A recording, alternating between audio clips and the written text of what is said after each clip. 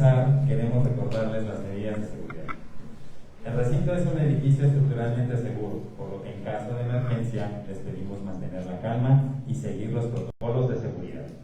A su lado derecho y por la puerta que ingresaron encontrarán las salidas de emergencia. En caso de sismo, debemos permanecer en los puntos de reunión que se encuentran señalados y evitar acercarse a los balcones, así como evitar el uso de los elevadores. En todo momento serán guiados por nuestro personal de seguridad. Respecto a las medidas COVID, debido a la situación sanitaria por esta pandemia, se sugiere el uso de cubrebocas durante la permanencia en el recinto. Procure el uso de gel antibacterial y el lavado de manos frecuentes. Les recordamos que el colegio es un recinto libre de humo. En unos minutos comenzamos.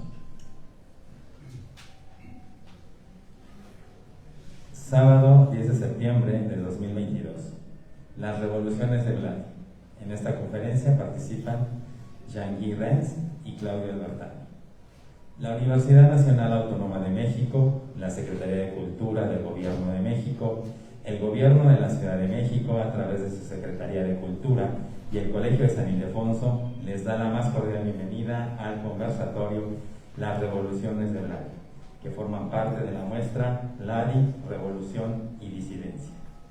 Para ello, contamos con la presencia de Claudio Albertani, Jean-Guy Renz.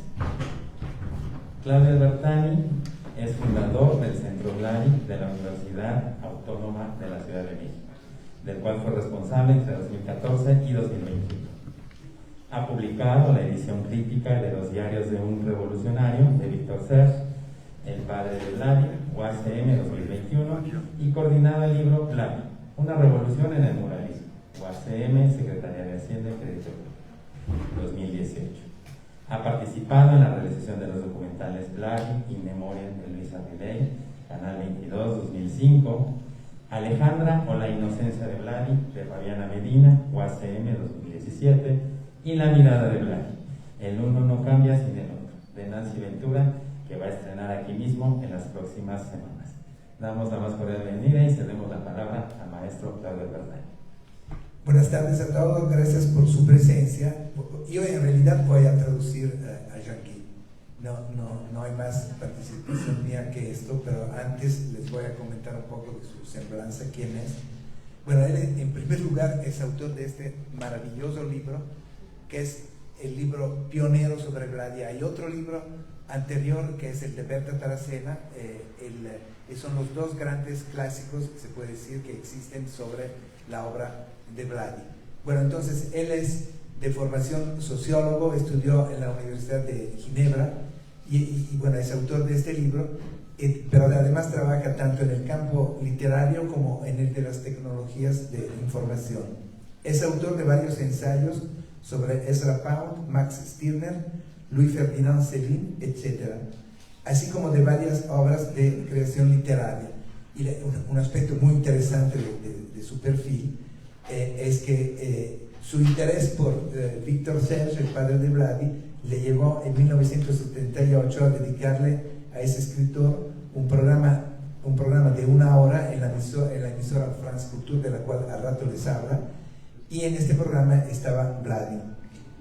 Añadir que las familias de Vladi, o sea, la familia Kibalchich y las familias de Jean-Guy Renz han estado unidas desde hace décadas, y que el padre de Jean-Guy, Jeff Renz, fue una de las personas que fueron estratégicas para que Víctor Serge y Vladi pudieran llegar a Bélgica en 1936, cuando salieron del Gulag. Si Bélgica los aceptó, es gracias a la intervención del papá de Jean-Guy, porque bueno, Vladi era ciudadano soviético apátrida porque le habían quitado la ciudadanía, y Serge había nacido, como muchos aquí saben, en Bruselas, pero tampoco era ciudadano belga, porque ahí dije lo que se llama jus sanguinis, o sea, que si eres ciudadano de un país y tus papás son, el hecho de haber nacido ahí no cuenta. Entonces, Serge era apátrida. Bueno, toda esa historia está en los genes del propio Jean-Guy, y ahorita le dejamos la palabra. Bueno, miren, él tiene un texto que da cuenta de su aventura espiritual con Vladi, Yo no soy un traductor profesional, él lo va a leer en francés, yo voy a hacer, a ver cómo me va, ustedes dirán una traducción consecutiva, ¿no? de las palabras de Jean-Guy. Entonces, si quieres, Jean-Guy, empezar. Muchas gracias, Claudio, por esta introducción y buenas tardes a todo el mundo aquí. Yo voy a hablar en francés porque yo no quiero poner en mi español mi acento feo sobre la asistencia. Entonces hablaré francés y Claudio va a interpretar, a traducir lo que digo. Alors, pendant 20 ans, j'ai fréquenté Vladi sur une base amicale, c'est-à-dire pas comme un écrivain ou comme un historien qui parle à un artiste, mais comme un ami à un ami finalement. Chose curieuse, j'étais ami, comme le disait Claudio, j'étais ami avec Vladi par hérédité. Durante más de 20 años frecuenté a Vladi sobre la base de la amistad, es decir, no en cuanto escritor, tampoco en cuanto historiador que habla a un artista. Cosa curiosa, yo fui amigo de Vladi por herencia. En effet, mon père était un ami de Victor Serge. Alors De hecho, il me parlait de Victor Serge et de son fils bien avant ma rencontre avec Vladi. Mon père donc parlait de Victor Serge comme d'un géant de la pensée socialiste. J'avais 15 ou 16 ans quand il m'a offert l'an 1 de la Révolution russe. C'est donc le premier livre de Victor Serge que j'ai lu. De hecho, mi papá era un gran amigo de Victor Serge. Me hablaba de Victor Serge y de su hijo mucho antes de que yo conociera a Vladi. Mi papá hablaba entonces de Victor Serge como de un gigante del pensamiento socialista. Tenía yo 15 o 16 años cuando me regaló el año 1 de la Revolución Rusa y es el primer libro de Victor Serge que he leído. Or, en plus, ce surhomme de légende, donc Victor Serge, il avait un fils nommé Vladi. Mon père me racontait alors l'émerveillement de Vladi arrivant en Belgique en provenance du Goulag, Orenbourg, donc en Russie, et qui découvrait ce qu'il appelait naïvement le socialisme réalisé. Il y avait du pain et de la confiture dans les magasins. En Russie, les magasins étaient vides, bien sûr. Esto casi sobrehombre de leyenda tenía un hijo, o sea, Victor Serge, tenía un hijo que se llamaba Vladi. Mi padre me racontaba el asombro de Vladi en el momento de llegar a Bélgica, procedente del Gulag, que descubría lo que de manera ingenua llamaba el socialismo realizado, es decir, que en Bélgica había pan y mermelada en las tiendas, mientras que en Rusia las tiendas estaban vacías. Et pourtant, ce même Vladi, donc, qui se voyait entouré de tant de richesses, s'étonnait que les capitalistes possèdent non pas un magasin, mais plusieurs magasins, des chaînes de magasins, et même les usines qui alimentent et approvisionnent ces magasins. Mais pourquoi ces hommes vivent-ils, demandait le jeune Vladi à son père. Quel est leur but dans la vie? Ils ont déjà tellement d'argent. Pourquoi veulent-ils encore plus d'argent? Sin embargo, este mismo Vladi se asombraba que unos capitalistas fueran dueños no solamente de una tienda, sino de muchas tiendas, y además de las fábricas que abastecían esas tiendas. ¿Por qué viven? Preguntaba Vladi, asombrándose. ¿Cuál es su finalidad en la vida? Tienen ya muchísimo dinero. ¿Por qué quieren más dinero todavía? Cette anecdote et bien d'autres encore ont accompagné ma jeunesse. Donc c'est tout naturellement, lorsque j'ai fait mon premier voyage au Mexique en 1973, que mon père m'a donné l'adresse de Vladi. À l'époque, j'avais donc déjà tout lu Victor Serge, depuis l'affaire Tulaïev jusqu'aux mémoires de révolutionnaire. Esta anécdota y muchas otras acompañaron mi infancia. De manera que es evidente, es natural, que en el momento de mi primer viaje a México en 1973, mi padre me diera la dirección de Vladi. En esta época yo ya había leído prácticamente todo Victor Serge, desde el caso Tulaïev hasta las memorias de un revolucionario. À cette époque, Vladi habitait à Saint-André. mais dans ce quartier très bourgeois, donc très comme il faut, il vivait dans une petite zone d'apparence un peu rustique, un peu à part, et il disait avec fierté: j'habite dans une zone ouvrière au milieu de l'un des quartiers les plus bourgeois de Mexico. Et puis il était fier de cette contradiction. En esta época, Vladi vivía en San Ángel.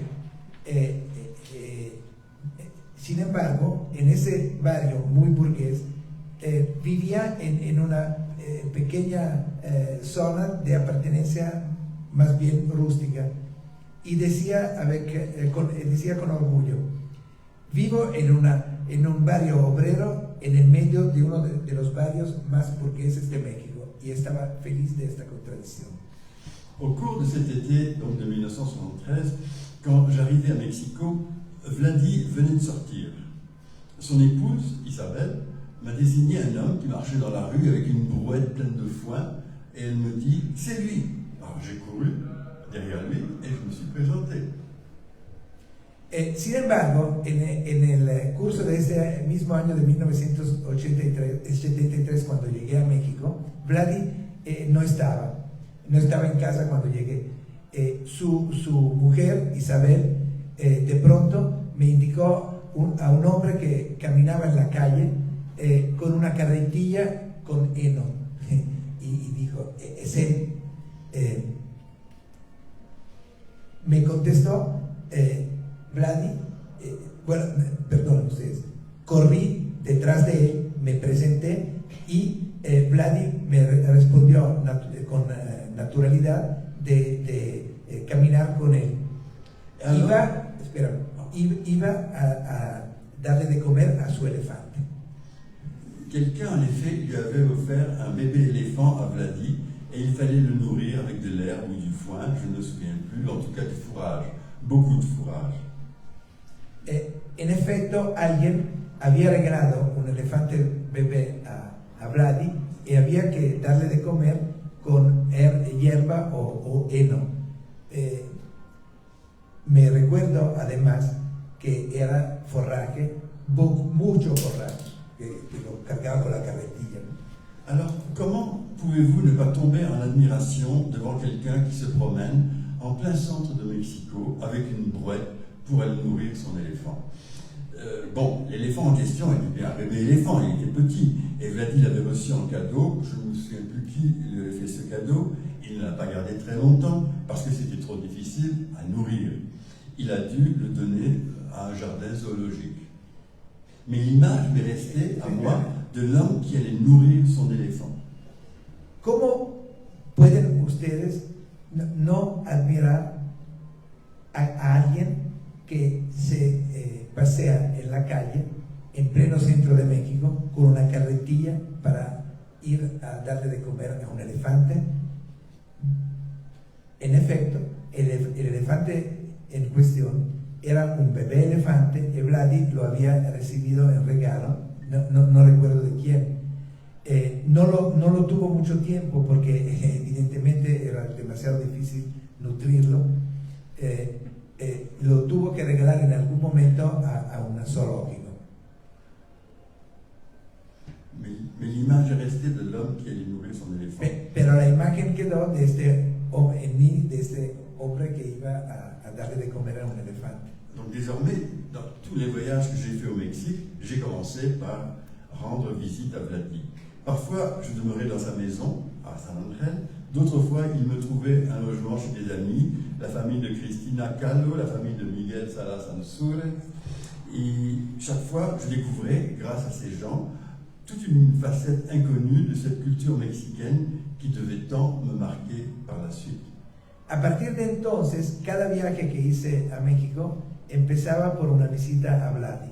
A veces me quedaba en su casa. Otras veces me encontraba él mismo que alguien más me hospedara, amigos de él, por ejemplo la familia de Cristina Kahlo o la familia de Miguel Salas Ansúrez. Cada vez descubría yo una faceta desconocida de esta cultura mexicana que después tenía que marcarme tanto en el futuro. Alors, mais de quoi on parlait avec Vladi chaque fois qu'on se voyait? Alors c'était toujours la même chose, c'était de la révolution.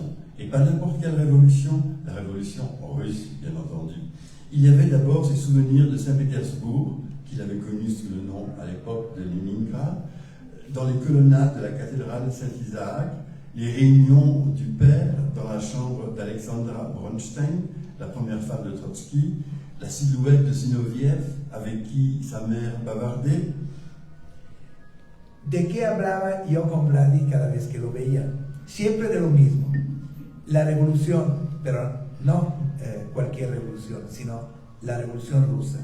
Tenía estos recuerdos de Leningrado que había conocido en la catedral de Sant Isaac, las reuniones de su padre en el cuarto de Alejandra Bronstein, que fue la primera esposa de Trotsky, la silueta de Zinoviev con su madre, la silueta de Zinoviev que platicaba con su madre, la madre de Vladi.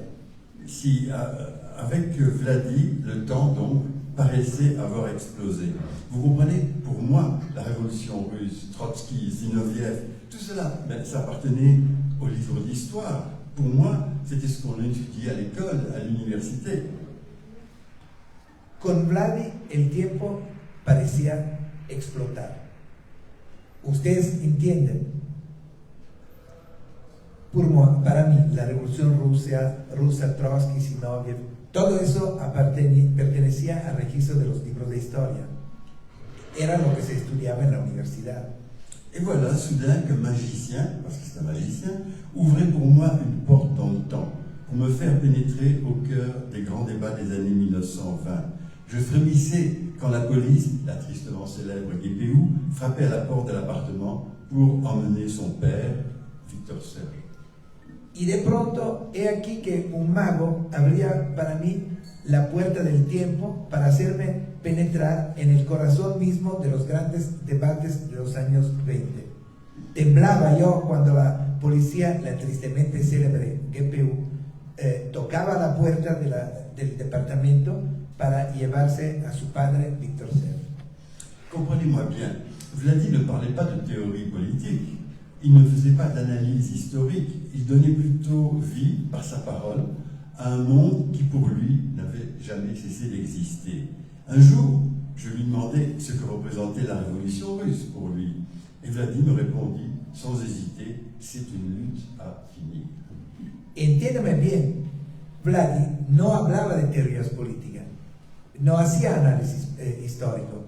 Lo que me daba, más bien, era que le ofrecía la palabra a un mundo que para él nunca había cesado de existir. Un día le preguntaba yo qué representaba la revolución rusa para él. Vladi me contestó sin hesitar, es una lucha que tenemos que terminar. En lui, donc en Vladi, la révolution russe vivait toujours. J'ai écrit dans mon livre que Vladi n'était pas révolutionnaire par conviction marxiste ou trotskiste ou autre, mais par hérédité. Evidentemente para él la revolución rusa seguía viva. Escribí en mi libro que Vladi no era revolucionario por convicción marxista o trotskista o alguna otra, sino para herencia. Il appartenait en fait à une famille de la petite aristocratie russe, mais au lieu d'hériter d'un titre de noblesse ou d'une terre, il avait hérité de l'idée révolutionnaire, ce qui était bien plus pour lui. Mieux encore, il faisait vivre cette idée. Pertenecía a una familia de la pequeña aristocracia rusa, pero en lugar de heredar un título de nobleza o alguna tierra, había heredado la idea revolucionaria. Mejor dicho, hacía vivir esa idea. Par exemple, j'ai fait un voyage en Europe avec Vladi, et nous avons été en France, en Suisse, en Angleterre, et partout, la première chose que Vladi faisait est d'aller visiter les camarades trotskistes. À Paris, nous avons été voir François Maspero, l'éditeur de livres, et Alain Krivine, qui dirigeait donc un mouvement trotskiste en France, très important en 1968. À Londres, nous avons rencontré Tariq Ali, qui était aussi le dirigeant trotskiste des Anglais, très important également en 1968 et après, jusqu'à aujourd'hui d'ailleurs. Et puis Lisa Apignanesi, une femme écrivain qui était trotskiste aussi à Londres. Donc, entendons-nous bien, en arrivant dans ces groupes trotskistes, Vladimir ne faisait pas du simple militantisme pour tel ou tel groupe. Il n'allait pas militer dans un groupe trotskiste. Non, il retrouvait sa famille. Il était d'ailleurs accueilli comme faisant partie de la famille. Por ejemplo, hice un viaje en Europa con Vladi. Fuimos a Francia, a Suiza y a Inglaterra.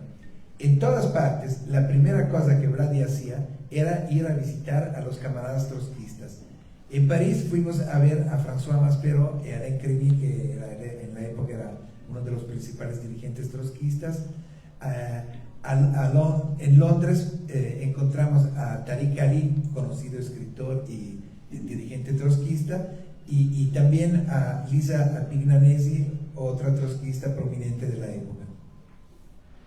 Entendámonos, llegando con esos grupos trotskistas, Vladi no hacía alguna forma de militantismo por esto u otro grupo. No, lo que hacía era volver a reunirse con su familia.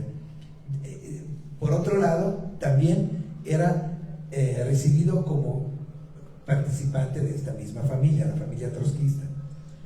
Donc, d'une façon générale, on ne peut pas dire que Vladimir lui-même était trotskiste. L'entente entre lui et les trotskistes allait bien au-delà donc du militantisme. C'est pourquoi je parlais d'un lien familial. Donc vous voyez, ma relation avec Vladi a toujours été axée sur la galaxie de la Révolution, au centre de laquelle, bien sûr, on retrouvait toujours Victor Serge. Et cela aurait pu continuer longtemps sans deux incidents, sans rapport l'un avec l'autre. No creo que se pueda considerar a Vladi mismo como a un trotskista.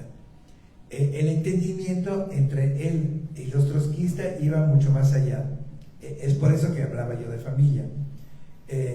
Entonces, ustedes pueden ver, mi relación con Vladi se había hasta ese momento siempre relacionado con la galaxia de la revolución, al centro de la cual se encontraba su padre Victor Serge, evidentemente.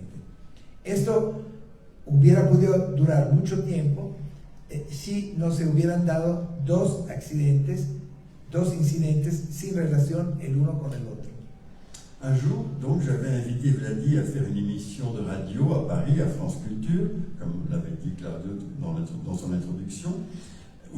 Et puis, donc, c'était une émission sur Victor Serge, avec la présence d'un de ses vieux camarades anarchistes, à Victor Serge, donc, qui s'appelait Henri Poulaille. L'enregistrement a eu lieu tout à fait normalement. Vladi a parlé de Victor Serge et de la Révolution russe, c'est naturel. Henri Poulaille a parlé de la bande à Bono et de l'anarchie. Quand est arrivée la fin de l'interview, je ne sais pas pourquoi, Vladi a commencé à parler de la fresque qu'il peignit alors à la bibliothèque Miguel Lerdo de Tejada et puis aussi du triptyque trotskien. Un día había yo invitado a Vladi a participar en una transmisión de radio en París, en la emisora de France Culture, donde tenía yo algunos amigos. Era una transmisión sobre Victor Serge con la presencia de uno de sus viejos compañeros anarquistas, Henri Poulaille. La grabación se dio sin problemas. Vladi habló de Victor Serge y de la Revolución Rusa. Henri Poulaille habló de la banda Bono. Bueno, la banda Bono es el grupo al cual perteneció Victor Serge en algún momento. Es una historia terrible, por eso se hizo 5 años de cárcel. Cierro el paréntesis. Cuando llegó el final de la entrevista, no sé por qué, Vladi empezó a hablar del fresco que estaba pintando en la biblioteca Lerdo de Tejada, y después habló del tríptico trotskiano. À ce moment, sans crier gare, survient un moment de pur enchantement. Vladi raconte comment il fait sa propre peinture à la main, pourquoi il rejette la peinture en tube fabriquée de façon industrielle.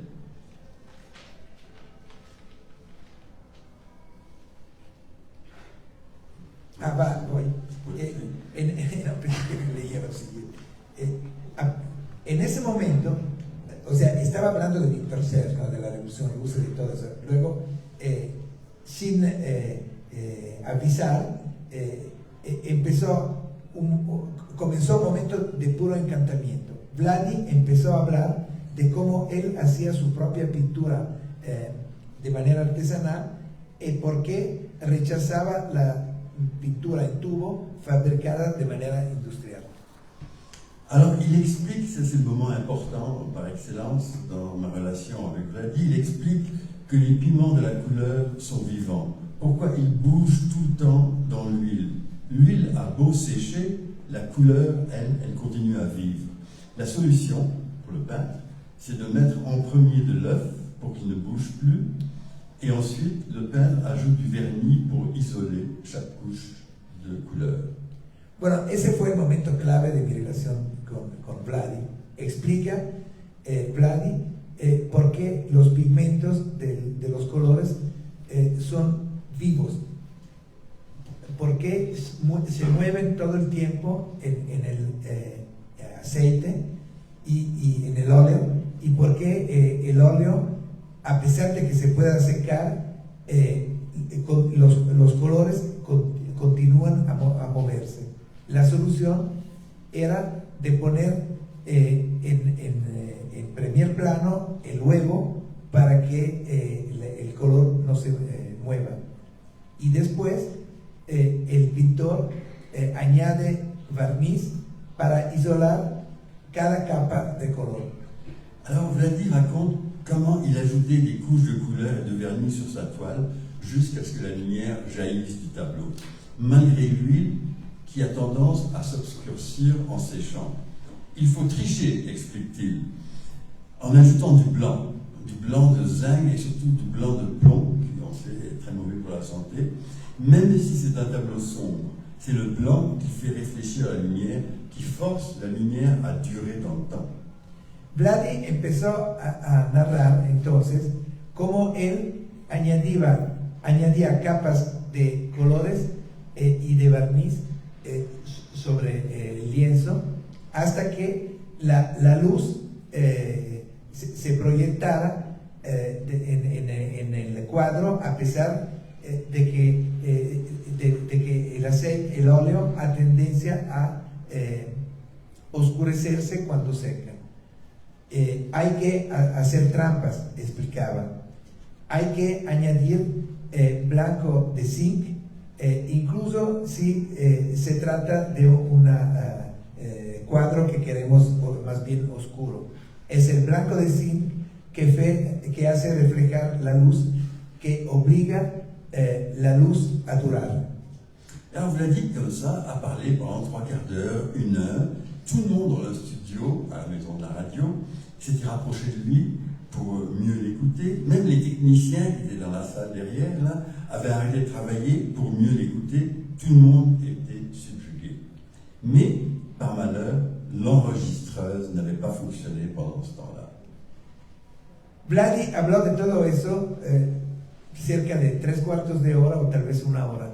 Todo el mundo en el estudio, en la casa de la radio, se acercó a Vladi para escucharlo. Incluso los técnicos dejaron de trabajar para escucharlo mejor. Todo el mundo estaba fascinado. Pero por desgracia, la grabadora no había funcionado en ese momento, los 45 minutos. Alors, tout le monde voulait bien sûr faire une deuxième émission pour que Vladi puisse parler de la peinture.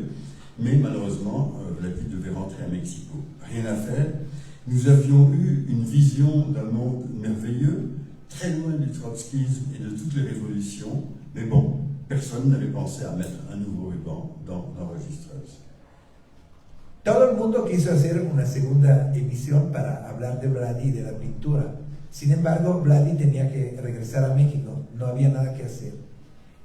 Entonces tuvimos esa visión de un mundo maravilloso, muy alejado del trotskismo y de todas las revoluciones, pero nadie había pensado de poner una nueva cinta en la registradora, en la grabadora, perdón.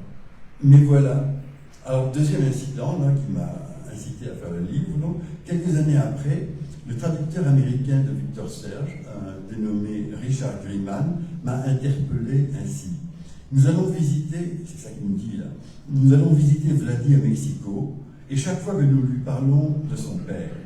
Mais ce n'est plus un enfant que le diable. Il a toute une vie derrière lui, et une œuvre aussi. À son actif, Vladi maintenant a plus de 70 ans, et nous l'obligeons encore a parler de son papa. La otra anécdota es que algunos años después, el traductor americano de Victor Serge, un tal Richard Griemann, me interpeló así: cada vez que vamos a México vamos a visitar a Vladi y cada vez le hablamos de su padre, pero ya no es un niño, diablos, y ya tiene toda una vida detrás de él y una obra en su activo. Vladi tiene más de 70 años y nosotros lo obligamos una y otra vez a hablar de su padre. Ce deuxième incident me décida. Je me suis souvenu alors du discours de la peinture que Vladi avait fait à la maison de la radio à Paris, et je me suis dit, bien sûr, c'est Richard Griemann qui a raison. Il fallait faire parler Vladi de la peinture. Pour cela, il fallait chasser le fantôme de la révolution russe. Et, croyez-moi, ce n'a pas été une partie facile. Ese segundo incidente me decidió. Me acordé del discurso de Vladi sobre la pintura que había hecho en París años atrás, y claro, Richard Griemann tenía razón. Había que hacer hablar a Vladi de la pintura. Para eso había que expulsar el fantasma de la Revolución Rusa. No fue fácil para mí, créanme. Il ne fallait pas seulement couper le cordon ombilical entre Vladi et Victor Serge, mais aussi briser le lien héréditaire, quasi aristocratique, comme je l'ai dit, qui le liait à la tradition révolutionnaire. Pour avoir une idée de ce lien, je prendrai une anecdote que Vladi m'a racontée. Quand il est allé en Russie, en 1981, pour la première fois après la sortie du Goulag, eh bien, Vladi donc s'est rendu à l'église du Saint-Sauveur, à Saint-Pétersbourg, ou à Leningrad à l'époque, construite sur le lieu même où fut assassiné le tsar Alexandre II en 1881. No solamente había que romper el cordón umbilical entre Vladi y Victor Serge, sino también romper la relación de herencia casi aristocrática, como ya lo señalé, que lo relacionaba con la tradición revolucionaria. Para tener una idea de esta relación, tomaré una anécdota que Vladi me contó. Cuando fue a Rusia en 1981, por la primera vez después de su salida del Gulag, él fue a visitar la iglesia del Santo Salvador, de San Salvador, construida en el lugar mismo donde había sido asesinado el zar Alejandro II en 1881. Alors, on sait que l'ingénieur Nikolai Kipatchich, qui est un scientifique de renom, avait construit la bombe qui a servi à tuer le tsar. Ce Kipatchich, donc, c'est un ancien ancêtre, c'est un lointain ancêtre de Vladi, auquel Vladi lui-même s'identifie comme au fondateur de la grande lignée révolutionnaire familiale. Sabemos que el ingeniero Nikolai Kipatchich, un científico de fama, había construido la bomba que había sido utilizada para asesinar al zar. Este Kipatchich era un pariente lejano de Vladi, con el cual él se identificaba como el fundador de la gran genia, se puede decir, revolucionaria de la familia. Alors, comme ça, en 1981, Nájera, perdón. il est là, devant l'église commémorative, quand une jeune femme qui l'accompagne, sans doute intriguée par ces récits étranges de l'ère bolchevique, lui demande quand donc il est né.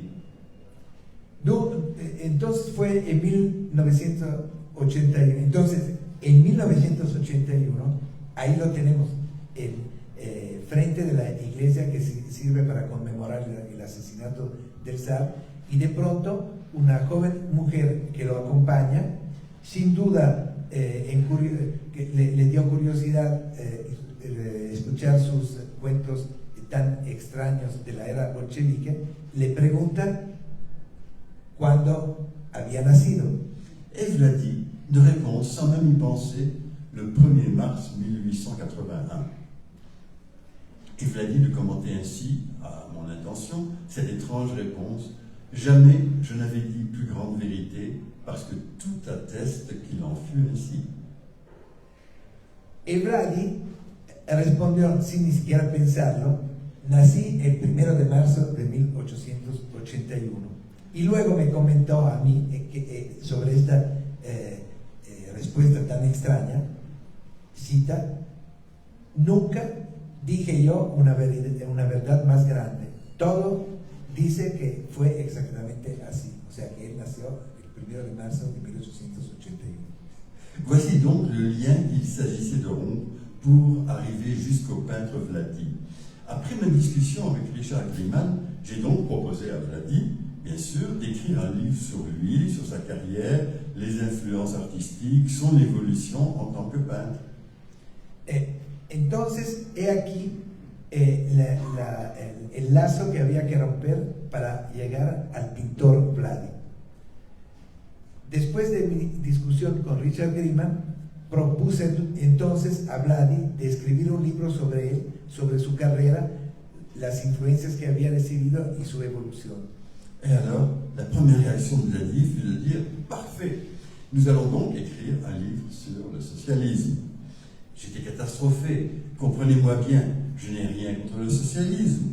Il y a des milliers de livres sur le socialisme, certains sont même très bons, mais il n'y avait à l'époque aucun livre sur Vladi, à l'exception bien sûr du livre de Berta Tarasena, mais enfin c'était un livre qui datait déjà avant les fresques. Donc Berta Tarasena n'avait pas pu écrire sur les fresques très importantes dans l'œuvre de Vladi. Su primera reacción fue de decir: excelente, entonces vamos a escribir un libro sobre el socialismo. Casi me da un infarto. Entiéndame bien, no tengo nada contra el socialismo, pero hay miles de libros sobre el socialismo, algunos incluso muy buenos, pero en esa época no había casi nada sobre Vladi, salvo el libro de Berta Tarasena, un libro pionero, pero que había sido publicado antes y que no tomaba en cuenta el fresco de la biblioteca Leandro de Tejada. Alors voilà, je lui ai expliqué à Vladi que je voulais écrire sur sa carrière de peintre, sur sa vision de la peinture. J'avais toujours en tête l'illumination de Paris après l'émission de radio. Mais Vladi insistait pour parler du socialisme. Entonces le expliqué que quería escribir un libro sobre su visión de la pintura, no sobre el socialismo. Y yo tenía siempre en la cabeza el flechazo de París después de la transmisión de la radio. Vladi insistía para hablar de socialismo. Alors tout ça, ces discussions, ça a pris des années pour convaincre Vladi que lui, en tant que peintre, avait une approche unique de la peinture que lui seul pouvait exprimer. Alors qu'il y a des centaines de professeurs qui écrivent tous les jours des livres sur le socialisme. L'union nécessaire de l'idéal révolutionnaire et de l'humanisme européen, eh bien, Victor Serge avait déjà écrit des pages fondamentales sur le sujet. Eso tomó años para convencer a Vladi que se necesitaba un enfoque único, que él tenía un enfoque único de la pintura, que solo él lo podía expresar, mientras que hay cientos de profesores que escriben todos los días libros sobre el socialismo. Además, la unión necesaria entre el ideal revolucionario y el humanismo europeo, bueno, Victor Serge ya había escrito páginas fundamentales sobre el tema. Donc je ne sais pas qu'est-ce qui a convaincu Vladi de se prêter au jeu de l'écriture de ce livre. Peut-être que les années passant, il a éprouvé le besoin de laisser une trace de ses propres recherches. Il avait bien essayé d'écrire un livre tout seul. Il l'appelait le livre d'Isabelle, mais il n'y était jamais arrivé.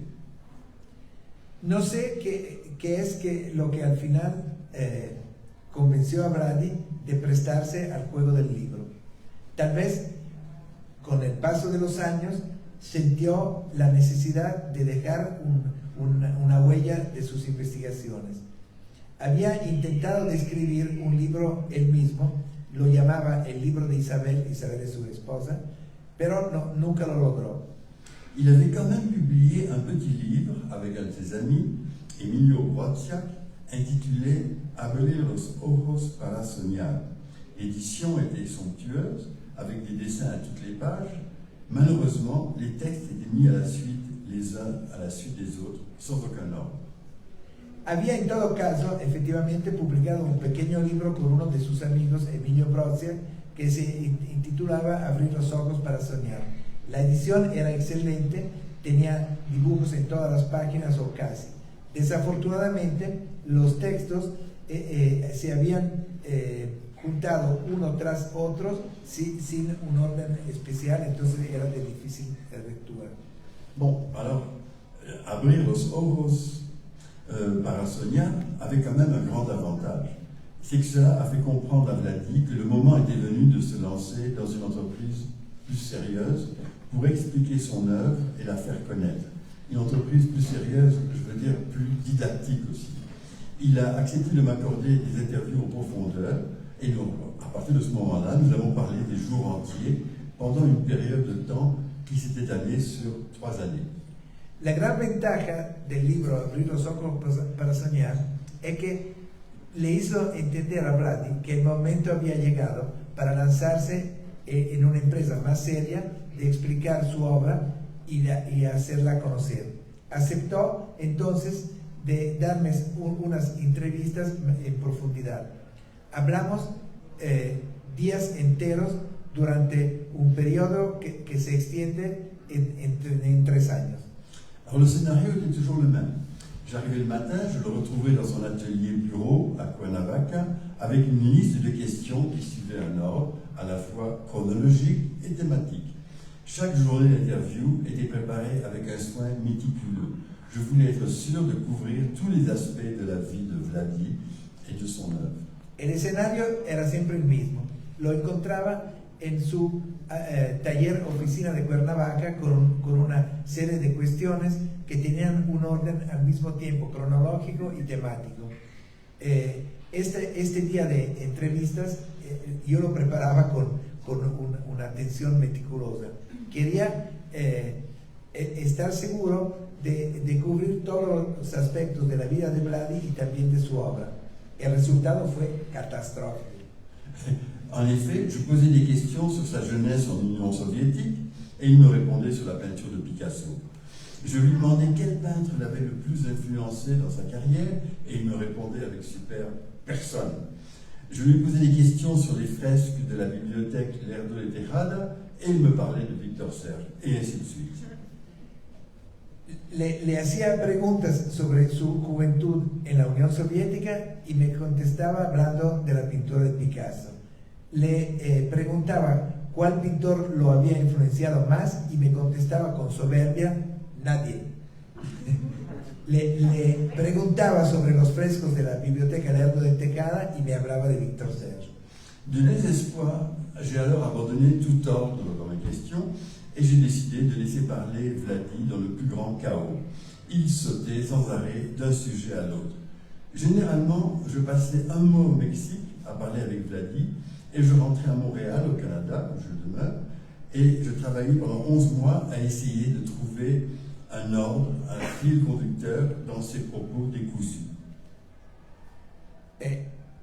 Desesperado, abandoné todo orden y decidí de hacer hablar a Vladi en el más grande de los desórdenes.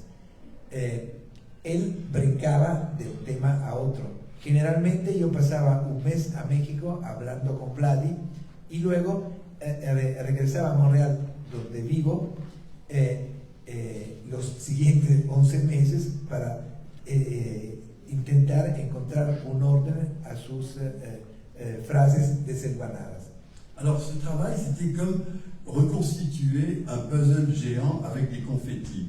Chaque confetti était étincelant, mais il fallait le mettre en contexte, l'expliquer, lui trouver une suite logique. Il faut que je précise maintenant que chacune des paroles de Vladi était si intense, si forte, que j'éprouvais une joie de tous les moments à batailler avec sa pensée. En fait, j'étais en train d'écrire dans un état de grand bonheur, ou presque. Era casi como reconstruir un rompecabezas gigante tan solo con unos confetes. Cada confetti era brillante, pero había que ponerlo en contexto, explicarlo, encontrar una lógica.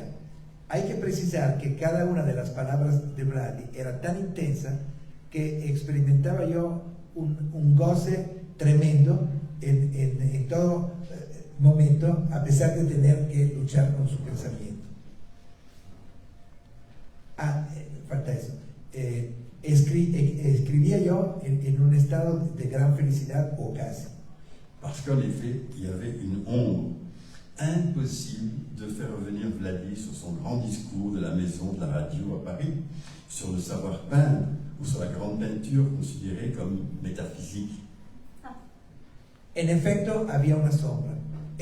Me fue imposible hacer que Vladi regresara sobre su gran discurso en la radio de París sobre el saber pintar o sobre la pintura considerada como metafísica. Entendons-nous bien, Vladi parlait avec profusion de ses thèses sur la technique vénitienne de la peinture. Il m'expliquait en long et en large comment la technique artistique était plus importante que les thèmes abordés. Entendámonos, Vladi hablaba con profusión de sus tesis sobre la técnica veneciana de la pintura. Me explicaba en detalle cómo la técnica artística era más importante que los temas abordados, con pelos y señas, todo eso. Mais pour lui, tous les peintres, depuis le XIXe siècle, avaient perdu le secret alchimique de la peinture. La peinture industrielle avait tué ce qui, dans la peinture, était plus que de la peinture, qui était véritablement une aventure quasi métaphysique. Para él, todos los pintores desde el siglo XIX habían perdido el secreto alquímico de la pintura. La pintura industrial había asesinado lo que en la pintura era más que de la pintura, lo que era realmente una aventura casi metafísica. Vladi allait même jusqu'à me dire Van Gogh est un mauvais peintre parce qu'il utilise de la peinture en tube. Pour comprendre l'énormité de cette affirmation, il fallait connaître la vie de Vladi. C'est la rencontre avec l'œuvre de Van Gogh à l'exposition universelle de Paris en 1937 qui avait transformé l'intérêt de Vladi pour le dessin, pour la peinture, qui existait chez lui donc depuis l'enfance, en ce qui était devenu donc une nécessité. Vladi m'avait dit qu'en découvrant Van Gogh, quelque chose avait changé en lui. Tout à coup, j'ai pris conscience du phénomène spirituel de la peinture. On peut parler, à la limite, on peut parler d'une conversion. Llegó hasta el punto de decirme, Van Gogh es un mal pintor porque utiliza la pintura en tubo. Para entender la enormidad de esta afirmación hay que conocer la vida de Vladi. Es el encuentro con la obra de Van Gogh en la Exposición Universal de 1937 que transformó su interés por la pintura y el dibujo que existía desde siempre, desde su infancia, en una verdadera necesidad. Vladi me dijo que al descubrir Van Gogh, algo en él había cambiado. De pronto, me dijo, tomé conciencia del fenómeno espiritual de la pintura. Podemos hablar de una conversión. Le jeune homme qui n'avait connu que le marxisme comme explication au sens de la vie avait soudain découvert un monde nouveau. Or voilà que 50 ans plus tard, Vladi me disait Van Gogh est peut-être bien un génie, mais c'est un mauvais peintre.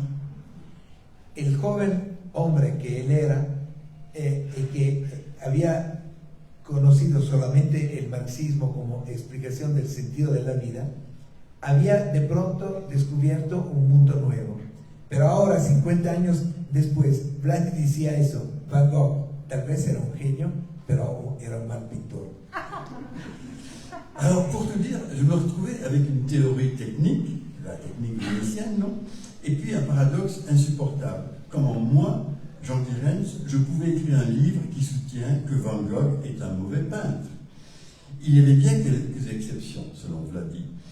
Balthus, Botero et surtout Nicolas de Staël. Cela étaient des exceptions qui avaient redécouvert la technique de la peinture qu'il appelait technique vénitienne parce que, d'après lui, c'est le Titien qui avait porté cet art à son sommet. Au Mexique même, il y avait Leonora Carrington. C'est elle qui lui avait parlé pour la première fois du mystère de la bonne peinture. Para decirlo de otra manera, me encontraba con una teoría técnica y una paradoja insoportable. ¿Cómo podía yo, Jean-Guy Renz, escribir un libro que decía que Van Gogh era un mal pintor? Bueno, Vladi tenía sus excepciones, Balthus, Botero y sobre todo Nicolás de Stael. Esas eran las excepciones que habían redescubierto la técnica de la pintura, eso que Vladi llamaba la técnica veneciana, porque a su manera de ver era Tiziano quien había llevado este arte a su máxima expresión. Incluso en México, además, estaba Leonora Carrington. Es ella que por la primera vez le habló del misterio de la buena pintura. Alors voilà, Vladi me lâchait ses bribes de théorie, par petits morceaux, au hasard des interviews, mais comme des éléments abstraits, sans la grande illumination de Paris. J'ai donc écrit mon texte, et puis j'ai réuni les témoignages d'intellectuels et puis d'artistes sur Vladi. Et puis un jour, au début des années 2000, je suis allé voir Vladi avec mon manuscrit, et en lui disant, voilà, c'est fini. Vladi me lanzaba unos fragmentos de teoría sin un orden preciso, entrevistas también sin orden, como unos elementos abstractos sin mencionar el gran flechazo de París, o sea, la entrevista donde lo había dicho todo. Entonces escribí mi texto, junté los testimonios de los intelectuales y de artistas sobre Vladi. Y después, un buen día, a principios de los años 2000, fui a verlo cargando mi manuscrito y al final le dije, ya está, terminado. Alors durant ce voyage au Mexique, avec le manuscrit, donc, j'avais décidé de ne rester que quelques jours. C'était en quelque sorte pour mettre le point final au livre. Je voulais vérifier des choses simples, comme si j'avais pas oublié quelque chose d'important, confondu le nom entre deux personnes différentes ou deux dates. Et puis, au moment de partir, voici que Vladi m'entraîne dans un atelier devant le tableau de Samuel Ruiz, Tatic, qui venait d'être terminé. Durante ese viaje a México había decidido de quedarme solamente unos cuantos días. Era, de alguna manera, una forma de poner el punto final al libro. Averiguar si de casualidad no había olvidado algo de importante, si no me había confundido con algún personaje o fechas. Y de pronto, en el momento en que me estaba por ir, he aquí que Vladi me lleva a su estudio y me lleva enfrente del cuadro del Tati, don Samuel Ruiz, Alors, que acababa de terminar. c'est ça. Et sans que je m'y attende, Vladi est là devant le tableau, il prend un peu de vernis, le met sur la paume de ses mains et va effleurer la surface du tableau de Tatic comme pour le caresser, en appliquant de petites couches de vernis sur les pigments à peine séchés. J'ai eu à peine le temps de mettre en marche mon enregistreur, cette fois-ci. J'ai eu le droit au grand discours de la peinture, avec en outre le geste de l'artiste sur son œuvre, sur le tableau de Samuel Ruiz. Sin que yo me lo esperara, de pronto agarra un poco de barniz, lo pone en la palma de sus manos y empieza a acariciar la superficie del cuadro del Tatic, como para acariciarlo, aplicando pequeñas capas de barniz sobre los pigmentos que se estaban secando. Tuve apenas el tiempo de prender mi grabadora. Esta vez tuve al fin el derecho al gran discurso sobre la pintura y además en el momento mismo en que el pintor la estaba poniendo en la práctica. Alors là, maintenant, je crois que le mieux c'est de céder la parole à Vladi lui-même. Donc j'ai retranscrit fidèlement les paroles de Vladi sur la peinture. Et ça, peut-être que Claudio pourrait lire dans le texte ce que Vladi disait. Perdí la página, disculpen ustedes. Por nerviosismo. Ahorita la pesca.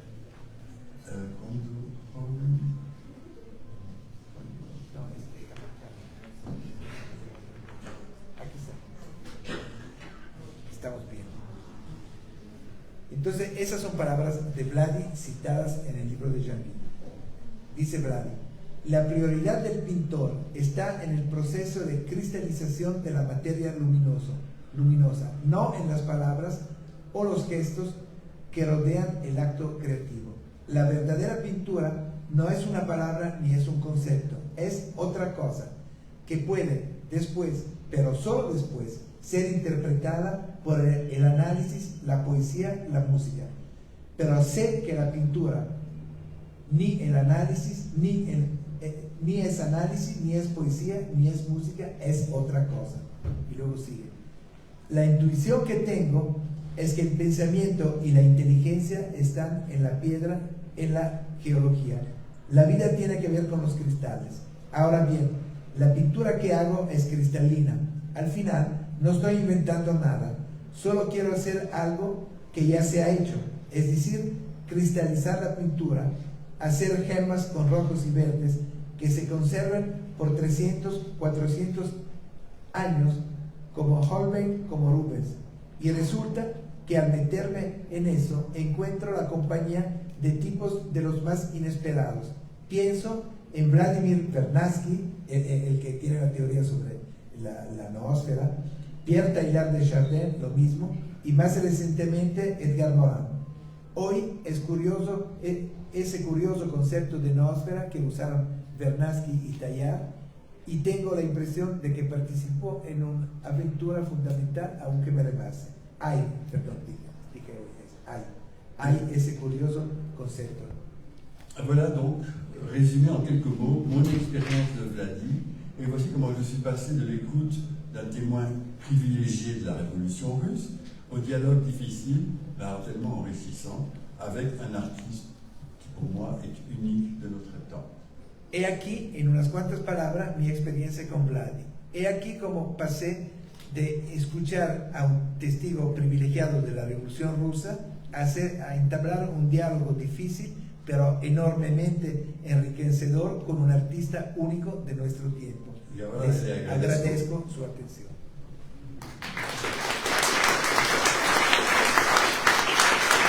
Y les agradezco haber aparecido en mi trabajo de traducción.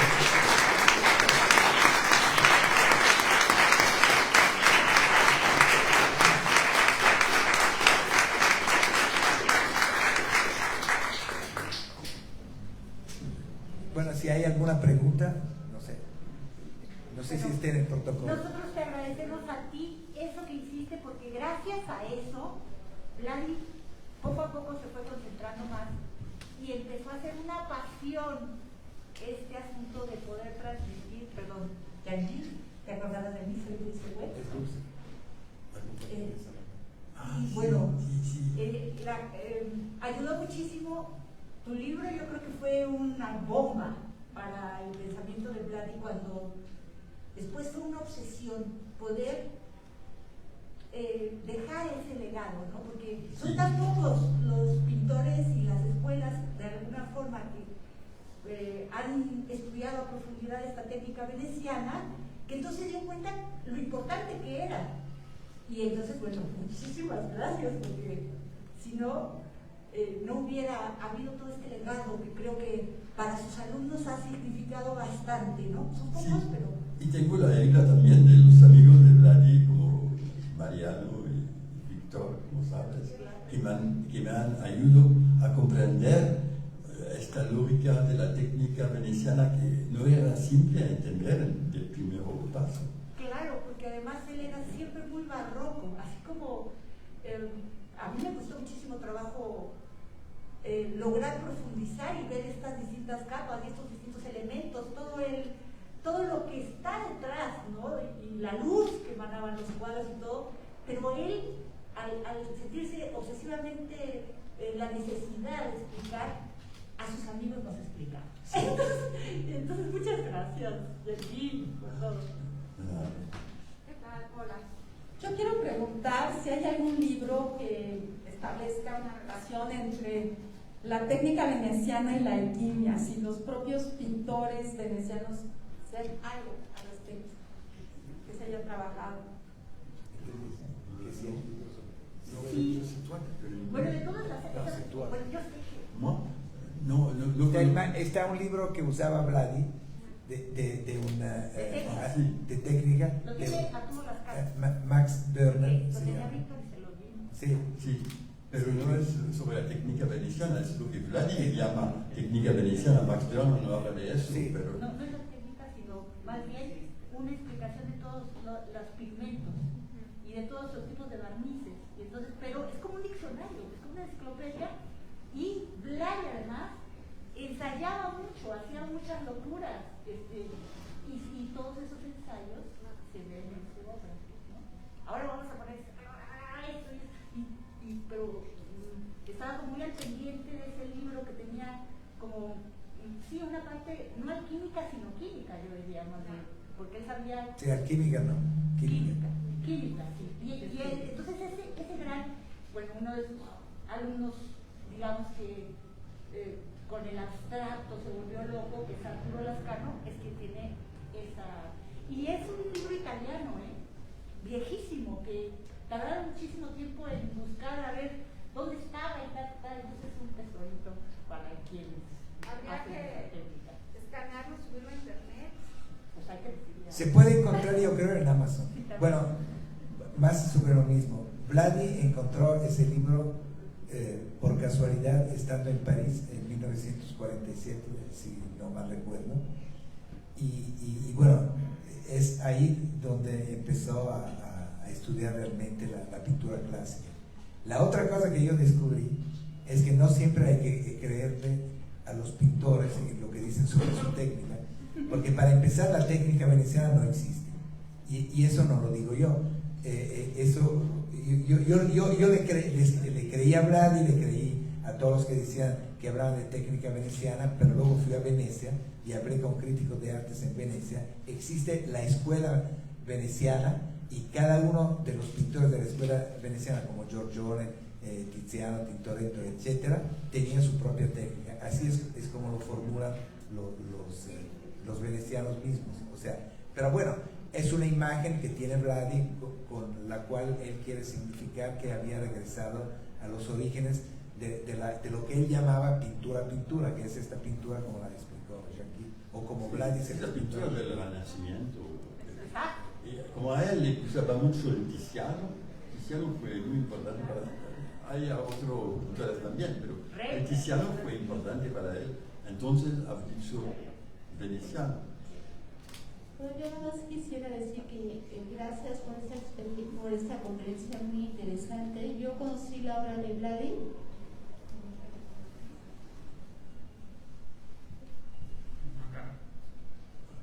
Hola, buenas tardes. Qué bonita e interesante conferencia. Yo conocí la obra de Vladi porque mis abuelas eran amigas de las María Teresa y Ana María de Calitz. Entonces, pues por eso yo conocí su obra y también lo llegué a conocer personalmente porque pues hacía sus escenas y todo. Entonces es muy interesante su obra por los colores, por la técnica.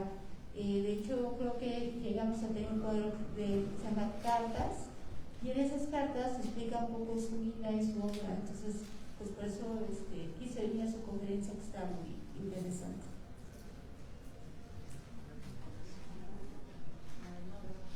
Nada, yo solo quería hacer una precisión sobre lo de la técnica veneciana, que en el libro de Max Dörner sí viene literalmente eso. Hay un capítulo, es un recetario para artistas, y este libro se hizo particularmente famoso a principios del siglo XX, porque justamente la premisa de Dörner es que los pintores de principios de siglo no saben pintar, pintan con materiales industriales que pasa como todo lo que ya explicó Jean-Guy en la ponencia. Y hay un capítulo histórico súper interesante donde define la técnica de los flamencos, la técnica veneciana, la técnica holandesa. Entonces, sí hay una serie de precisiones o de lugares de donde él está jalando el término, y es muy, muy, muy interesante. El libro yo lo tengo en PDF, por si, sí. Y es la edición de 1946 que reportaba el pintor. Porque sí, este libro existe en su traducción española, y es la versión española que Vladi tuvo, y le compró en París, me parece que estaba en Madrid. Sí. Muchísimas gracias por su bello texto, es muy precioso el texto que ha escrito para esta conferencia.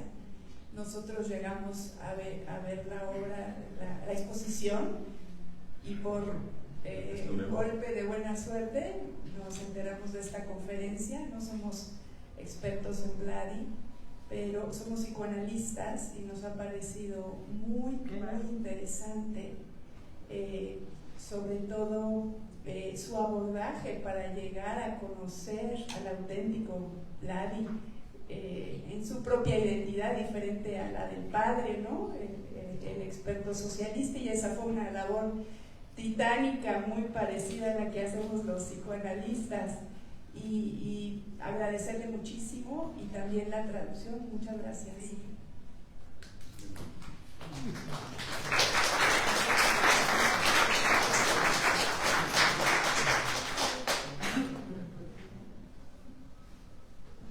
Buenas tardes. Por acá. Las últimas exposiciones que ha habido en México sobre Vladi, está muy presente el tema de la revolución, no solo de la revolución rusa, sino de otras revoluciones. Pero hay varios temas telúricos, digamos, que atravesaron a la familia Kivalchik. La revolución es muy claro. El atentado de Zar Alejandro II también, etc. ¿Cómo sale el impacto del atentado en la familia Kivalchik? ¿Cómo tiene que salir el padre de Víctor Serge y el abuelo de Vladi? Pero hay otro tema telúrico que sí aborda Víctor Serge en su obra, principalmente en los poemas y en diarios en revolucionario, porque no identifico muy bien en Vladi. O sea, sí lo vemos un poco, pero no sabemos muy bien, que tiene que ver con la locura. Y no solo de Lyuba, Rusakova, sino también de varios más de los Rusakova. El tema de la locura en la obra de Vladi, me gustaría un poco que nos hablaras de si lo ves presente, cómo lo ves presente. Y si,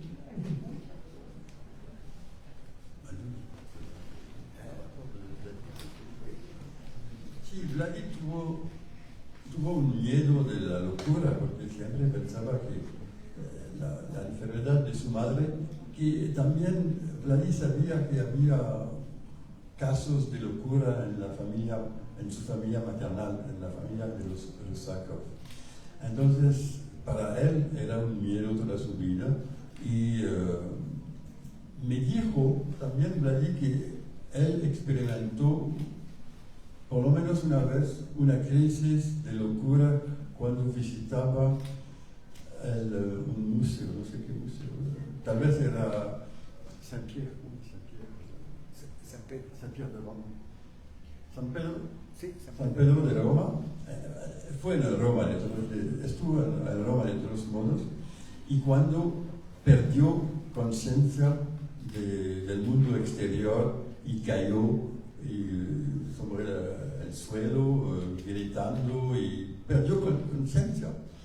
Entonces, y sin razón, tal vez estuvo cansado, pero no es una razón para perder la razón. Entonces, este incidente fue muy importante para Vladi, me lo ha dicho muchas veces, tal vez a ti también. Eso fue una relación que tuvo toda su vida. También lo pregunté unas veces, ¿por qué no regresaste a la Europa después de la guerra? Cuando tu padre murió aquí en México, hubieras podido regresar a Francia, a vivir a París. Me dice también, París para él era el mundo, y la Europa era el mundo de las revoluciones fracasadas y de la locura de su madre.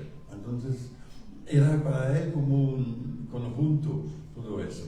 Entonces, fui muy presente toda la vida de Vladi hasta el final. Bueno, quiero añadir algo. En la exposición que ustedes van a ver o que ya conocen, hay una sección que se llama Vladi Íntimo, que trabajó sobre todo Araceli Ramírez Santos, una de las curadoras aquí presentes, que aborda justo este tema, la relación con la madre, la relación con el padre, a partir especialmente de este gran cuadro, una de las mejores obras de Vladi, que se llama El uno no camina sin el otro. Entonces la pueden ustedes ver, hay unas notas ahí. No me refería tanto como a los autorretratos, pero No los autorretratos. del libro. Sí. No me refería tanto a los retratos del libro, sino... Pero no me refiero ni a los retratos de Yuba en particular, aunque también, ni a los retratos de Vladi, sino que en esta sección se aborda la relación de la locura de su madre, de su relación muy sufrida con esta locura, de sus sentidos de culpa, etcétera, etcétera. Pues es la cuarta vez que voy a leer su libro. La primera vez que lo leí, había momentos en que lo cerraba y imaginaba las escenas, ¿no? Y ahora sí que, como diría, ¿no? Ahora lo entiendo todo. La forma tan familiar en la redacción, que parece uno que está tomando un café y es una plática y es una charla. Y la verdad es que trae mucho de la vida personal de Vladi, ¿no? Y que eso evidentemente nos ayuda a entender la obra cuando estamos frente a ella. Y bueno, yo soy voluntaria, soy mediadora, y de ahí que para mí es tan importante entender la obra para poder transmitir todo el significado que tiene hacia la gente que nos usa. Es la cuarta vez que voy a leer su libro. Sé que cada vez que la leo tengo ese juego de cerrarlo por momentos, cierro los ojos y entonces imagino las escenas, imagino cuando pinta, todo lo que nos ha contado. Por ejemplo, aquí no está lo del elefante. Sin embargo, bueno, me imagino con todo lo que hay aquí, la personalidad que tiene, lo imagino perfectamente. Los diálogos que tiene cuando, por ejemplo, le preguntan, ¿no? De qué nacionalidad es, y dice, puedo ser español, puedo ser italiano, puedo ser ruso, porque evidentemente su vida está llena de todo eso. Entonces, me encantó, ha sido de los contados libros que son mis favoritos. Gracias. Te agradezco. Ay, gracias. Él decía, mi patria es la pintura. Sí, exacto. Pues, bueno, yo felicitarte, Yangi, me encantó la conferencia, la verdad. Creo que es a varios niveles. Por un lado es la historia detrás de tu libro, cómo lo hiciste, ¿no? Todo ese trabajo de intérprete, de organizar, de pensar sobre el tema de tantos años. Pero la conferencia en sí también nos ayuda, como decía la compañera hace un ratito, a imaginarnos o acercarnos un poquito a esa personalidad tan compleja que fue Vladi, ¿no? Como una persona irreverente, como una persona de pronto hasta que descolocaba, ¿no? Un poco snob tal vez, cargando ese pasado, ¿no? Esa querer y no querer despegarse del padre. Creo que dio muy bien cuenta en tu conferencia de ese personaje que nos va a ayudar a ver la exposición. Y la verdad que la historia del elefante yo nunca la había escuchado y me pareció fantástica porque el elefante es un personaje en diferentes obras de Vladi, que también, bueno, quién sabe qué relación, digamos, ¿no? le significó para él ese tiempo, que lo termina plasmando en diferentes obras y que Claudio en diferentes momentos ha dicho que es la representación de la historia en la obra de Vladi, pero bueno, hay un sustrato real, objetivo de una parte de su vida que está ahí también. Entonces, bueno, a mí me encantó, te felicito, y a lo mejor Araceli podría abundar un poquito sobre esa cuestión psicoanalítica y de la madre que mencionaban algunas personas antes, estaría bueno también. Están encabezados, toda su obra tiene muchos encabezados. Por ello están pidiendo. No sé a quién. Bueno, buenas tardes. También yo he trabajado en la obra de Vladi por más de 10 años, los cuadernos en particular, que hemos estado trabajando juntos. Ha sido toda una aventura, también lo que Jackie nos platica. También soy curadora de la exposición, soy psicoanalista y también tengo especialización en historia del arte, así que estoy muy familiarizada. Y yo decía en la rueda de prensa que en esta exposición que hay un doctor en historia del arte, un historiador experto en Vladi, pero también en Víctor Cerf, y alguien que viene desde mi formación, que aquí hay unas psicoanalistas, saben que el psicoanálisis y el arte siempre han estado relacionados. De hecho, Lacan decía, el arte precede al psicoanálisis. Y Freud siempre estuvo muy cerca del psicoanálisis y siempre retomó el arte para poder explicar parte de su construcción teórica, eso lo sabemos. En el caso de Vladi, bueno, evidentemente sabemos que no se puede interpretar, nadie es una interpretación de ese tipo, sería una locura. Sin embargo, se puede ir siguiendo el discurso. Yo he tenido el gran privilegio de ir conociendo sus cuadernos, que es a lo que me dedico en realidad. Entonces, de leer lo que él va escribiendo, que sus cuadernos son unas joyas literarias, o son unas joyas artísticas que ya lo vieron en la exposición. Tienen dibujos, acuarelas, bocetos.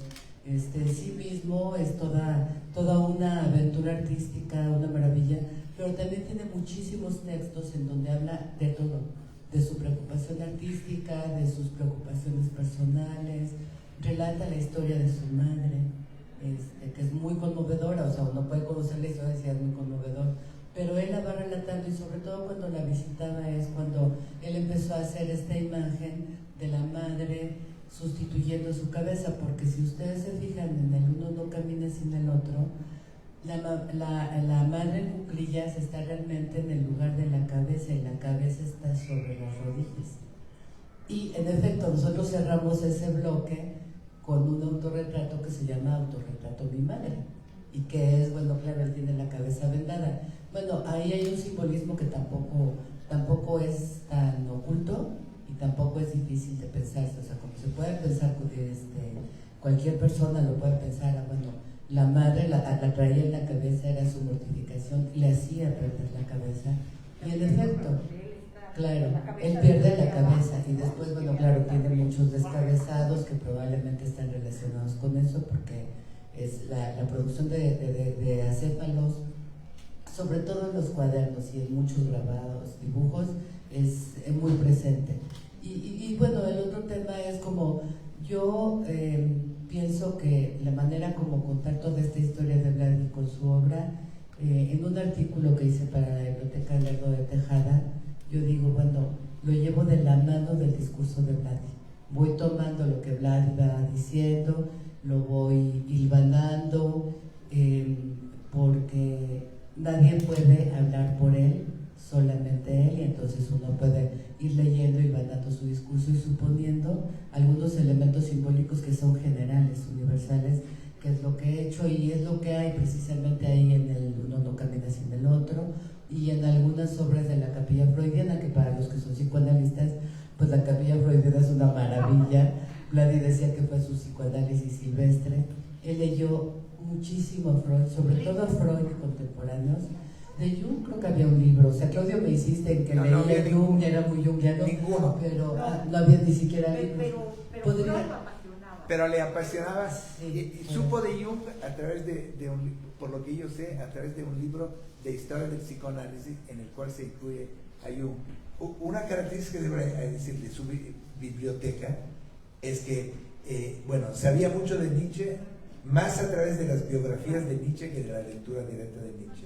Sabía mucho de Marx, más a través de sus biógrafos, y también sabía de Jung, porque hay un libro que se perdió, que yo lo busqué, me lo prestó durante años, se lo devolví, lo prometo, y luego ya no se sabe dónde está.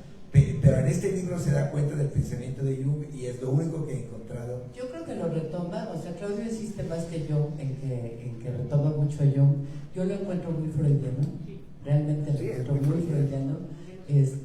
Pues cuando puedan dense una vuelta a la capilla, y la verdad es que me encantaría poder intercambiar, porque aunque el psicoanálisis actualmente está muy cercano al arte, y hay actualmente muchos estudios sobre arte contemporáneo, muchas publicaciones de la relación del psicoanálisis con el arte, que es desde siempre, desde el principio de la obra de Freud. Yo lo sigo encontrando muy freudiano, y bueno, hay varios intentos de comprender su obra desde su vida, pero nada extraordinario, algo que haría cualquier historiador del arte muy atento y que conozca de este tema también, el psicoanálisis. Es lo que agregaría. Bueno, y de la locura, pues sí, tenía miedo a heredar la locura, ese fantasma que tiene la gente de la herencia de la locura, que los psicoanalistas no lo tomamos de esa manera. Y bueno, él hizo abortar a Isabel, su esposa, muchísimas veces. Carlos ya su sobrino me dijo que 17 veces, y yo sigo pensando que eso no pudo existir, pero de seguro hay algo de esto. Y bueno, eso es su manera de lidiar con algo con lo que no podía, porque además él perdió a su madre cuando tenía 12 años, porque fue cuando ella empezó a tener crisis psicóticas, y la perdió y quedó en la orfandad, y siempre lo vivió como orfandad. Cuando uno va siguiendo los textos te das cuenta de que la orfandad empezó mucho antes de la muerte de ella, ¿no? Sería lo que agregaría. Y luego hay que agregar mucho, como me encanta decir, las obras de arte no pueden tener una última interpretación, que por eso justamente son obras de arte, ¿no?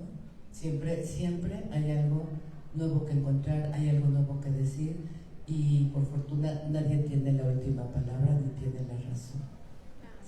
Por ahí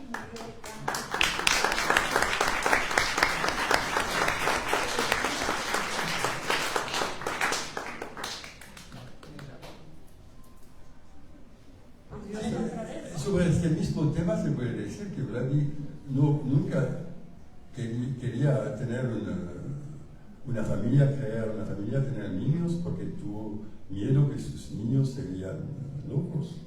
Eso es una cosa que es la mejor respuesta que se puede hacer a esta idea, este fantasma de la locura que tenía. Y que su salvación fue la pintura. Sí, haciendo un puente en la locura de todos los que han vivido las guerras y son gente sensibles, o se suicidan, o se vuelven locos, o se vuelven artistas. Terminó ese punto de salpicar al estilo de Vladi. Espero no ser pesado para usted, y quiero agradecerle inmensamente la oportunidad presencial de ver y escuchar una lectura actoral de dos personas que dialogan con Vladi.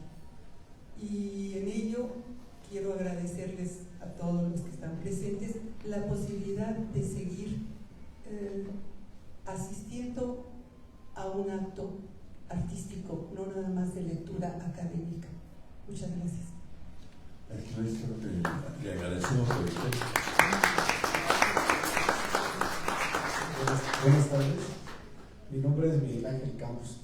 Estudié en la Preparatoria Popular Mártires de Tlatelolco en los años 70 y me vi involucrado en los movimientos trotskistas, movimientos estudiantiles. Había organizaciones que pertenecían a la Cuarta Internacional, y fue la manera en que nos fuimos involucrando para conocer a varias personas, entre ellas a Vladi. Posteriormente estudié escultura en Bellas Artes Primero estudié sociología en la UNAM y al estudiar escultura tuve la suerte de oír a Vladi en varias conferencias y tener algunas breves charlas con él. Uno de mis sueños hubiera sido que él y yo, o ayudarle yo a Vladi a que hiciéramos un busto de Leo Trotsky. Bueno, no fue posible hacerlo, pero yo sería muy feliz si algunas personas tienen fotografías de Vladi para hacerle un busto e intensificar la presencia actual de Vladi. Yo sé que él a lo mejor no estaría de acuerdo por el culto a la personalidad, pero ya nos pertenece y ahora se amuela. Y muchas gracias, Rui y Eduardo, es una excelente conferencia.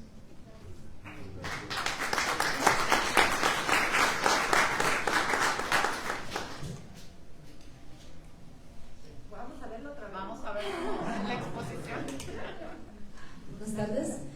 Vladi tenía mucho conocimiento sobre la poesía. En sus cuadernos cita de memoria algunos fragmentos de Mandelstam, de Yesenin, de Pushkin, por supuesto, pero también tal vez algunas personas no saben que era sobrino político de un poeta destacadísimo del siglo XX, Daniel Harms, que en su parte proviene de la familia Yugachov. Yugachov era un revolucionario, en su tiempo pasó 8 años en los campos de Siberia por aventar una bomba al zar, que era un deporte nacional para los rusos del siglo XIX. Entonces quisiera saber si se sabe si había alguna relación entre la familia Kibalchich y Yugachov, y si Vladi tenía alguna noción de la poesía, de la vida de Daniel Harms, porque pertenecía al grupo OBRU, el más trágico del siglo XX, porque todos sin excepción fueron víctimas de las represiones stalinistas. Gracias. Eso no sé, pero Víctor habla de... Bueno, se casó con Esther Rusakova. Ambos fueron al Gulag en distintos momentos, ya estaban divorciados, por cierto. Bueno, Vladi nunca me habló de él, pero lo que puedo decir es que todo lo que decía Vladi, todo lo que le dijo a Jean-Guy, como el mismo Jean-Guy lo está diciendo, y lo que me dijo a mí también, es poético. O sea, su comprensión del mundo no es una comprensión de tipo racional, por eso toda la dificultad que tuvo Jean-Guy es una comprensión de tipo poético. Entonces, es a través de imagen. Él ilustra sus pinturas a través, cuando habla, no te va a explicar la historia de la pintura, pero te da una imagen que es una imagen de tipo poético. Se movía en el mundo de la poesía, es lo que podría decir. Y por supuesto, la otra, era un hombre de una erudición impresionante. Vladi, igual que Víctor Ser, pertenecen y son las últimas generaciones de proletarios políglotas, cultísimos, que no fueron a la escuela y tal vez gracias a esto fueron especialmente listos para entender el mundo. Bueno, la única experiencia de educación formal que tuvo Vladi, aparte un poco de primaria cuando estaba en Leningrado, es justamente en Orenburgo cuando estaban en el Gulag. O sea, para aclarar históricamente, el Gulag, como dijo Solzhenitsyn, era un archipiélago, entonces tenía diferentes gradaciones. Vladi y Víctor Ser sí estuvieron en el Gulag. Nosotros tuvimos una polémica, él y yo, contra otros que decían que Vladi, no, que cómo vas a decir que Víctor Ser estuvo en el Gulag. Claro que estuvo en el Gulag, nada más que en calidad de deportado, y no estuvo en Siberia, no estuvo en la Colima, etc. Pero todos los compañeros de ellos, todos esos personajes que influenciaron la vida de Vladi, cuyos retratos ven ustedes en la primera sala, especialmente hay uno que se llama Boris Eltsine, que no tiene nada que ver con el infeliz que luego estuvo de gobernante. Es un personaje desaparecido en las purgas. Vladi lo reivindica como su maestro, ¿no? Como su maestro de economía política. Bueno, toda esta gente es la que formó a Vladi, no fueron las escuelas. Y la escuela que él sí frecuentó en Orenburgo, bueno, muchos de ustedes conocen el cuadro La Escuela de los Verdugos. Él la representa así, ¿no? Entonces, bueno, son eruditos que saben de poesía, de historia. Serge sabía también algo de ciencia porque su padre era discípulo de Spencer. Y bueno, es una estirpe que ya no existe, porque ahora esta figura del revolucionario oculto pues va desapareciendo cada día más. Pero ellos, uno de los intereses para mí personalmente que tengo en la vida y la obra de esas dos personas, padre e hijo, es que para mí representan tipos humanos que ya no existen y que son tipos humanos que todavía tienen algo que decirnos a nosotros que somos revolucionarios fracasados, ¿no? Ahí está el compañero Edgar Sánchez, que también fue amigo de Vladi, que puso la bandera. Yo no soy trotskista, pero ellos sí, puso la bandera de la Cuarta Internacional en el ataúd de Vladi, y a Vladi esto le hubiera encantado. Muchas gracias, Carlos, muchas gracias, Yankee. Yo los interrumpo ahora porque podríamos alargarnos y hay que quedarse con la curiosidad porque esta es la primera de muchas veces. La que sigue será el 6 de octubre, la moderará Araceli Ramírez Santos y justamente será el Vladi íntimo para aquellos que tuvieron esas curiosidades, preocupaciones. Estará Susana Weisman, propio Claudia Bertani y Dulce Wet en esa mesa, de manera que seguiremos en esta conversación. Y yo me quedo con dos ideas. Una, la última de Claudio, que cree que quizás estén desapareciendo los revolucionarios cultos. Lo que no va a desaparecer es la condición revolucionaria de la cultura, de la profunda cultura, y eso es un acto que hoy estamos atestiguando y que recorrer la exposición de Vladi nos dará. Y decía Yankee, que este camino de Vladi de irse encontrando con su familia, con su descendencia, con esta gran familia, digamos, de los rebeldes, de los trotskistas, de los revolucionarios. Y pues esos encuentros y esos diálogos se continúan. En esta sala hay, como decía hace un momento Claudio, pues viejos camaradas y personas que han acompañado esta reflexión en el tiempo. Yo solo voy a destacar una que tiene que ver con esa tradición de la que hablabas, Yankee, y es la presencia de la bisnieta de León Trotsky, de Verónica Volkov, hija de Esteban Volkov. Qué bueno que estás aquí, es un honor para ti. Gran poeta, Verónica.